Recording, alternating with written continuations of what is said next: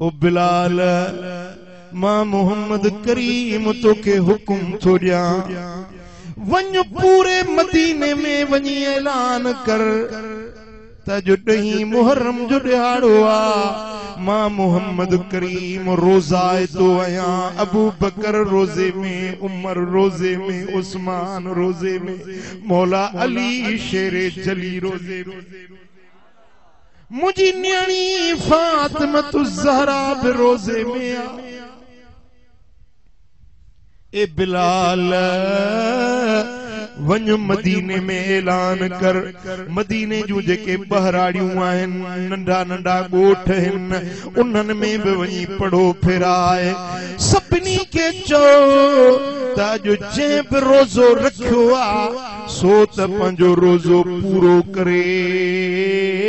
पर जंहिं रोज़ो न रखियो आहे उहो बि अॼोको ॾिहाड़ो रोज़ेदारनि वांगुरु गुज़ारे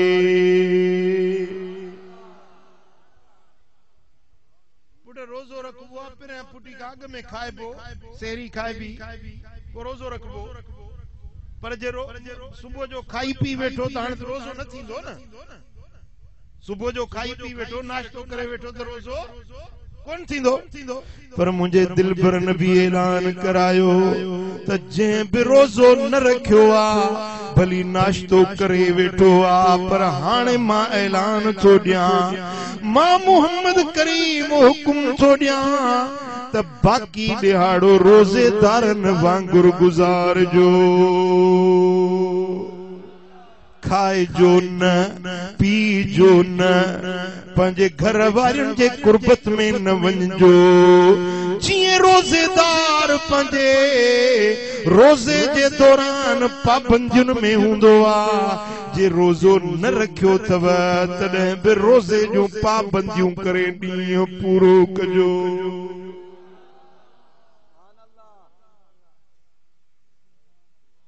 जेॾी महिल बिलाल ऐलान कयो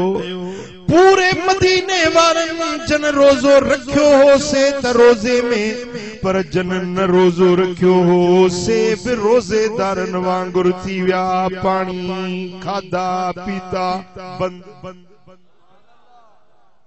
असा भेणी बीबी रुबैया बिनते मुअव्विद बिन अफरा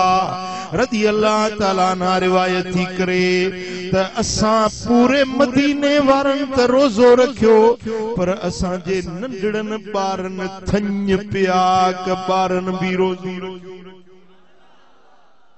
आशिक हुया न महबूब जो हुकुम मिले त मुड़ंदा किथे हां तू त बहाना ॻोल्हींदो ई न गर्मी आ काढ़ो आ कीअं रोज़ो रखंदो इश्क वारा मोहब्बत वारा पूरे मदीने वारनि रोज़ो रखियो आ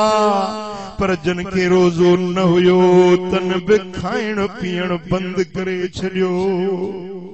बीबी रुबैया थी चवे त असांजा बजड़ा थञ ते हुया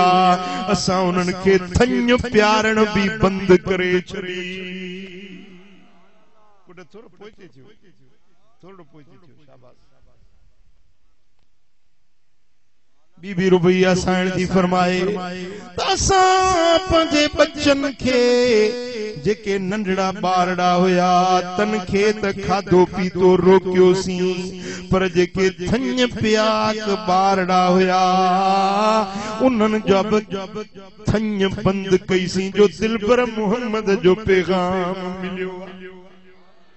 पूरो मदीनो रोज़े में नंढड़ा रोज़े में वॾड़ा रोज़े में मर्द रोज़े में न्याणियूं रोज़न में मर्द औरतूं रोज़न में तांजो बीवी साइण जी फरमाए त असांजा नंढड़ा ॿारड़ा थञ जे लाइ रोअन पिया